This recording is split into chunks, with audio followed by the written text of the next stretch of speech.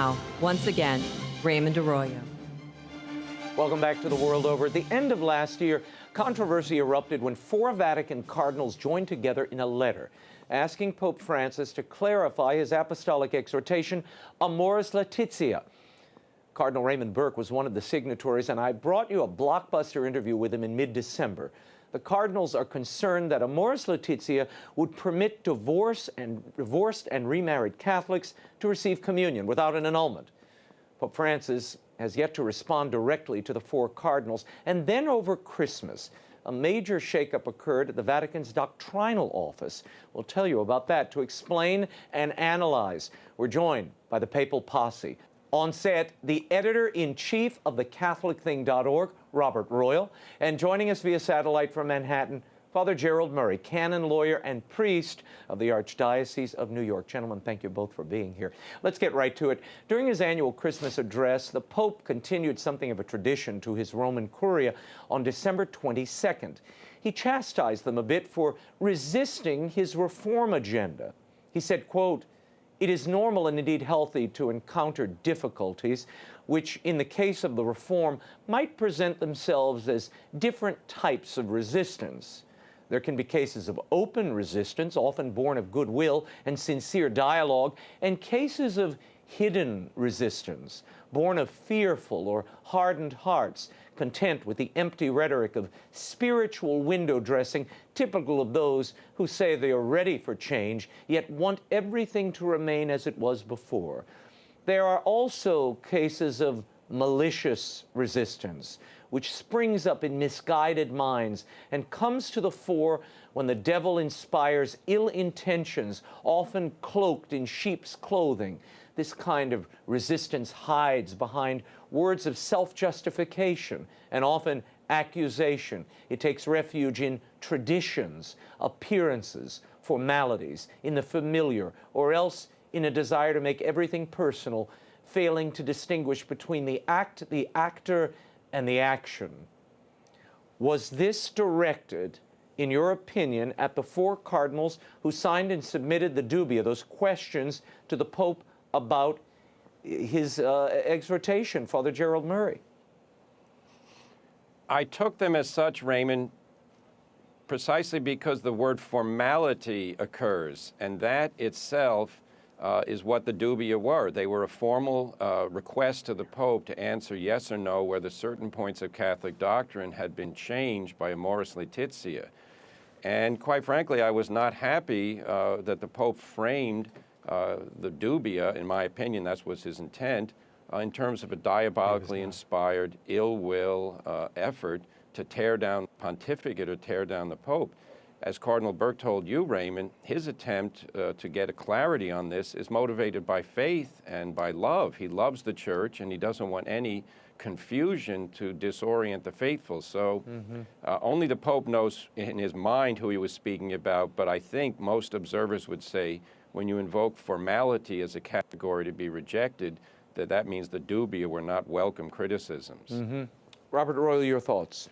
Yeah, I think that that's generally true. I also think that the criticism is applied much more broadly to the pushback that the Holy Father gets from the Curia, from the people actually in the Vatican with whom he works on a regular basis. I think one of the difficulties that anybody coming from the outside and looking at this might see is that part of the problem is that the Holy Father has not made himself very clear about what it is that he actually wants. Actually, some people have said, reform, sure, but we don't know what form the reform is going to take of the Curia at this point, because we've seen him attempt to reform, for example, Vatican finances. We've seen him now restructuring things like a major dicastery on the family and laity, etc. But we don't know exactly what this is. The immediate pushback point is these 4 dubia about Amoris Laetitia, but there is a much more widespread, I just was in Rome in November and I heard this from everybody, there's a much more widespread confusion and kind of fear about going in the wrong direction when the Holy Father wants to go in another direction, and they don't know if I do this, am I going to hear from him next week? But I'm not understanding him. The dubia are just the sort of tip of an iceberg of confusion and doubt about what exactly is happening in terms of reform. Last month, as you know, I spoke with Cardinal Raymond Burke about the purpose of that letter that the 4 cardinals submitted. First, I asked him whether communion was now permitted under Amoris Laetitia for divorced and remarried Catholics. Listen. Does Amoris Laetitia and the Pope himself permit divorced and remarried Catholics now in irregular relationships who are sexually active to receive communion? Now, Rocco Buttiglione, a very outstanding layman in Rome, says, yes, it does. You have Cardinal Schönborn, who also seems to be suggesting that it does. What's the problem then? The problem is that to engage in sexual union with someone who's not your spouse is a grave sin, and to live in such a state publicly means that one cannot have access to the sacraments because he or she is not living according to the truth of Christ. And there's no way that the Church can give permission for someone to do something which Christ himself does not give us permission to do. Father Jerry, there are those who say that this approach fails to take into account individual circumstances. Your reaction? Yes, this is a major source of confusion for the faithful. When the Lord said the man who divorces his wife and marries another commits adultery, it's quite clear what he's saying. Now, some people are claiming, well, they're not really subjectively guilty, or they don't understand how this law applies to them. And the Church says, look, if you are publicly denying Christ's words by your manner of life, you are not ready, worthy, or able to benefit from receiving Holy Communion. And really, it does take a very negative view of people to say, well, they're not really capable of living up to the law of Christ. It's too hard.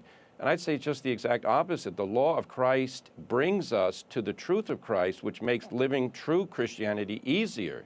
The life of sin is an obstacle to our relationship with God. So this approach of saying if divorced people get communion, the Church is going to be in a better situation, absolutely wrong. The Church is weakening her evangelical mission by, in effect, denying the words of Christ through her actions. Robert Royal?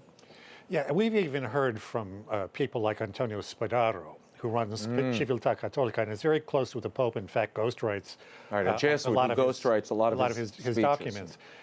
We've actually heard from him that each case is individual, and you can't have generalized rules. Well, if we're going to say this means there are no doctrines that can be formulated, that the accompaniment essentially voids all the principles and the dogmas that the Church has taught over the years. When I was in Rome in November, I actually had a long lunch with Rocco Buttiglione, and I talked with him about this argument that he's been making, that there seems to be in his view, there seems to be a continuity with past teaching, and he's untroubled by the fact that in one country, say Poland, communion will be denied those who are divorced and remarried, and in another country like Germany, just right across the border, they'll be able to receive it. He says, we've had different disciplines about priestly celibacy and whatnot. So this is a very odd thing, and I think even if this weren't as contentious publicly an issue right now, underneath the surface, there is a lot of nervousness about what does this say about the Church more broadly. I mean, are all of our moral teachings now going to be reduced to accompaniment and discernment? It's an unusual situation. Well, it seems everything's hodgepodge and ad hoc. You can have one opinion in this diocese and another practice in another, and that's perfectly legitimate, or is it? Now, Cardinal Burke, when I pressed him, he said and suggested that a formal correction may be in the offing if the Pope chooses not to respond to their questionnaire about this Amoris Laetitia document. Watch this. I'm sure you're getting letters and calls from others who support you, and you said you were willing to issue a formal correction if necessary. Does that still stand? Of course it does. That's the standard instrument in the Church for addressing such a situation. Yes, there are other cardinals. I don't want to get into this business of the numbers. We have to remember the criterion here is the truth. He brought up St. John Fisher, as a matter of fact, not comparing himself to John Fisher, but simply saying John Fisher was all alone among the episcopate at the time when Henry VIII wanted to remarry and get passes for it, and he's the only one we call a saint today. Your reaction? Well, you know, Alexander Solzhenitsyn, the great protester against the Soviet Union, used to say, there's an old Russian saying, that one word of truth outweighs the whole world. And I think that that has been kind of a Catholic principle over the years. I noticed that Cardinal Brandmuller, who was one of the four who signed this document, sent the dubia to the Holy Father, said that in the first instance, this formal process will be in camera caritatis, in formal correction, a correction in a room of charity, so privately. But he said in the first instance. So we might assume that we may see, as we saw with the dubia themselves, there may be this correction privately, and then if there is not a public response, there may be a public proclamation of what they said. Father Jerry, your thoughts on this, canonically speaking, is this kosher? Is this permitted for cardinals to correct the Pope on matters of theology and pastoral concern? It is, because when you are ordained a bishop, you are given a command to teach in the name of Christ the truth of revelation. And the concern for bishops and cardinals is the universal church. And of course, the Pope is a man who has an office given to him by God. He is the successor of St. Peter, but he is not beyond rebuke or reproach if he makes a mistake. And I think this is something that's important for everyone to understand. Cardinal Burke is not doing this to get publicity for himself or to establish a movement behind him. No, Cardinal Burke is doing this because the Pope needs to know you cannot do anything that would weaken the teaching of the Church on marriage and sin and pretend that this is advancing the interests of the Church. Christ did not go out and say, you can commit adultery if you sincerely think you're not going to sin in doing so. He never said that. And in effect, that's what we're hearing now. There's a bishop in Germany I just read, in Austria, who has told his people, divorced and remarried people can now go to communion in his diocese. This is abhorrent. People who are committing acts of adultery need guidance to stop, not be told that they can receive communion. And I think the Pope, he set this in motion by Amoris Laetitia. He's got to be told and understood clearly, Holy Father, this is a mistake. This must be withdrawn. You know, Cardinal Brandmuller, who you mentioned a moment ago, who was one of the signatories of this dubia, he wrote, whoever thinks that persistent adultery and the reception of Holy Communion are compatible is a heretic and promotes schism. So he's kind of turning it around. That was in Der Spiegel from just before Christmas. He's sort of turning it around and saying, wait, we're not promoting schism. The schism is being promoted by people who would advance this idea or teaching. We'll see where this goes. There was some big news at a major Vatican doctrinal office. In fact, it is the Vatican doctrinal office, an unprecedented personnel shakeup at the Congregation for the Doctrine of the Faith. Italian journalist and Vatican expert Marco Tossati reports that Pope Francis ordered the prefect of the CDF, Cardinal Gerhard Müller, to terminate 3 priests employed at the congregation, giving no explanation for the order. According to Tossati, Cardinal Müller was perplexed by the request since all 3 were exemplary priests and employees. He held off on the firings until he could meet with Pope Francis face-to-face to better understand why the priests were being dismissed. After eventually gaining that meeting, Cardinal Müller was told by Francis that as Pope, he was not obligated to give a reason and immediately ended the meeting. He noted further that one of the fired priests had openly expressed a negative opinion about some of Pope Francis's recent decisions. Robert Royal, your reaction, and is this in a spirit of dialogue? I have to say I was very shocked to hear about this. I've been hearing for over a year from people in the CDF and elsewhere that things like this, but not quite as sharp and as stark a move against members in good standing, good priests who were good workers in the CDF. But I was quite shocked. I was so shocked, in fact, that I checked this morning. I asked a source in Rome, who I think is quite reliable, if this were true, and he said that, in fact, it had just been confirmed that it's true. It's a confirmation of something that I think is much more widespread, that there's there's fear. I mentioned this earlier, but there's fear and there's confusion about where the Holy Father is going. And so this is inevitably leads to clashes that we're starting to see surface in a public way. Now, Father Jerry, some people will say, wait a minute, Pope Francis was charged with reforming the Curia. He's just cleaning out the bark of Peter. That's what's happening here. What do you think? Well, you know, when I read about that action, it sounds more like, you know, a caricature of corporate America, where you walk into a meeting and you're told, no explanations, your people are fired, get used to it. That's really not the culture of dialogue and encounter that the Pope constantly talks about. If the Pope is frustrated about, you know, the pace of change in the Curia, the solution is not to, you know, cherry pick firing people based on information that you received and then you won't share with the prefect, in this case, Cardinal Muller. The solution is to sit down with the people in charge of those departments and say, who are the people who are going to help us, you know, improve things here, and, you know, what's the logic? But I think there's this whole hidden agenda where people are being fired. Remember, there was another Congregation for Sacraments and Divine Worship, where a number of people were removed before Cardinal Sarah was named there. And, you know, the Pope has perfect rights to do this, but it should be done, I think, in an open and explained way so that people can all get on board and say, well, the program's going this way, we're going to do it this way for these reasons. You see Cardinal Raymond Burke also under investigation, Robert Royal, connected to this Malta affair that he may or may not have anything to do with. It looks like an internal matter, and someone was actually misusing the funds in a charitable way, distributing condoms, but that violates church teaching, so obviously Malta didn't want to be associated with that.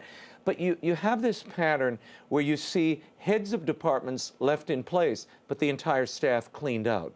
Is that part of the way that the Pope is dealing with either dissent from his reform or resistance to it? Yeah, there's something broad and not entirely clear going on here. I mean, it wasn't exactly that Cardinal Burke was attacked over that Malta irregularity. The Pope appointed a commission of 5 people to look at why somebody was fired. However, but it's being interpreted as... the Order of Malta is a separate entity. In fact, it's so separate and so substantial in its own right that it exchanges ambassadors with the Holy See. Now, of course, Cardinal Burke is their chaplain and sort of the spiritual guide of the Order of Malta, and this could be, of course, interpreted as a kind of an indirect way to cast some shadow further over Cardinal Burke. But it's strange that the Holy Father would even think that there needs to be some intervention here, because it's an organization that's independent and has a right to run itself the way its board sees fit. Father Jerry Murray, you wanted to react to this before we move on? Yeah, I'm a chaplain in the Order of Malta myself here in New York, so I'm familiar with it. And yeah, it's a sovereign entity, and its governance is autonomous. It's not subject to the Holy See. On the other hand, the intervention here seems heavy-handed by the Holy See to appoint a commission.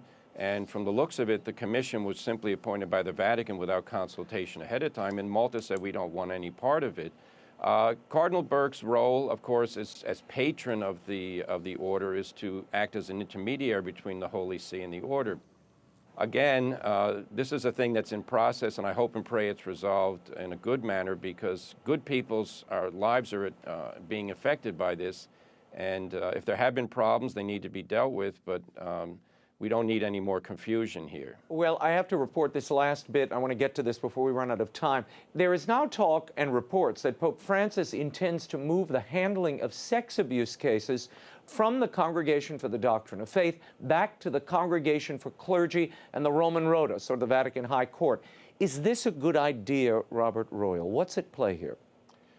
Well, it seems as if the Holy Father wants to move this to a Vatican entity that's more in line with his thinking. There's also been a rather scandalous revelation recently that a priest, an Italian priest, who was investigated by the Vatican and was removed from ministry, was also investigated by the Italian secular authorities and found guilty of multiple abuse. Father Mauro Inzoli. And yet he's been reinstated because he has friends within the higher reaches of the...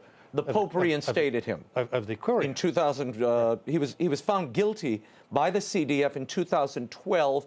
He was restored, his priestly ministry was restored in 2014 by the Pope, but now an Italian court has found him guilty. Right.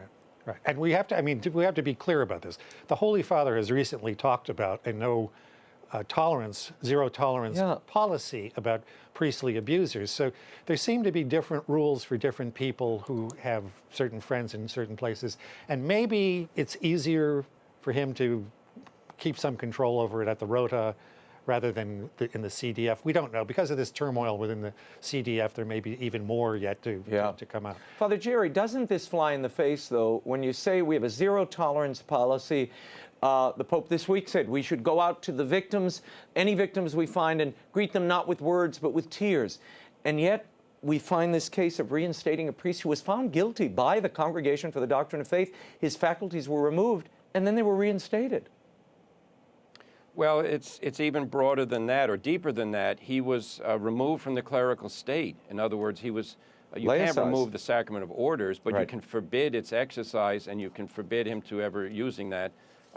And then to be restored, he was then brought back into what's called a state of prayer and penance.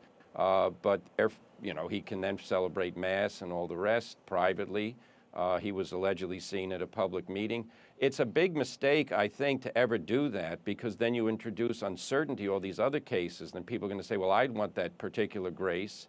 The explanation in the story is that he had friends in powerful places who got to the Pope. Now, as regards moving it out of the CDF, I would not recommend that at this time. In principle, there's nothing wrong with moving competence for these matters to another department. But the CDF has been one of the few organizations that functioned well to combat this problem. Remember, the Maciel case was handled by the CDF because a Mexican priest, a canon lawyer, brought a case to the CDF against Maciel for absolving an accomplice in a base sin. This is the history, in other words, of what happened is the Catholic Church's central governance organization moved very slowly. The CDF moved rapidly, and they handled it well. I would not advise it at this time, and this, again, this is a question. We need dialogue about it. If you're going to have a big movement like this, this really ought to be put out and said, well, what are the pros and cons? Not simply, you know, the rumor mill and then something happens. I hope that's not the case in this matter. Yeah, and Pope Benedict, when he was CDF head, in fact, I remember members of that National Review Board who were overseeing the bishop's efforts to reform in the wake of the sex abuse scandal. The one priest, the one cardinal they always commended was Pope Benedict, then Cardinal Ratzinger, because he had moved these reforms and expeditiously moved to laicize these priestly offenders and hand them over to authorities. What does this say? Yeah, what's the larger question? What's the larger issue here in your mind? Starting Robert Royal. Well, look, we've seen this Holy Father wants to do something to make the church more vibrant, to extend mercy. I mean, this is the authentic part of him that I think everybody appreciates, and in the secular world, it's appreciated a great deal. But the kinds of steps that he is taking seem to contradict the way that he talks about the issues that he cares about. He talks about rigidity. He talks about clericalism. He talks about people being high and mighty. And then the very people who he's working with in the Curia find themselves treated rather abruptly by just these spontaneous things that seem to come out of nowhere. Father Jerry Murray, I'll give you the last words. I know you wanted to talk. Right, no, and because particularly as a canon lawyer on this sex abuse thing, the Catholic Church's credibility has been shredded in the eyes of the world by the way we handle sexual abuse by priests. Pope Benedict was a source of strength, and he did a lot, first as the cardinal at the Doctrine of the Faith, and then as Pope. Anything we do that might, withdraw from that rigor, and I use the word rigor very carefully. Mercy means truth. If someone is a criminal priest, he has to be removed. He should never be given the benefit of having access to people as a priest anymore. So, that case in Italy very much disturbed me. And I hope if the Pope makes any changes, it's not going to be shuffled into a bureaucratic department where it's going to be handled sort of quietly and all the rest. This stuff has to be dealt with directly. And the Pope has said as much. He's in favor of it. But again, the Pope has to see that the Curia is there to help him. The CDF is not the enemy of the Roman Pontiff. They are his servants. And I think they're doing a good job when it comes to the sex abuse cases. I hope that something that works wouldn't be cast aside for other reasons. Very good. Well, we covered a lot of ground. I thank you both for being here.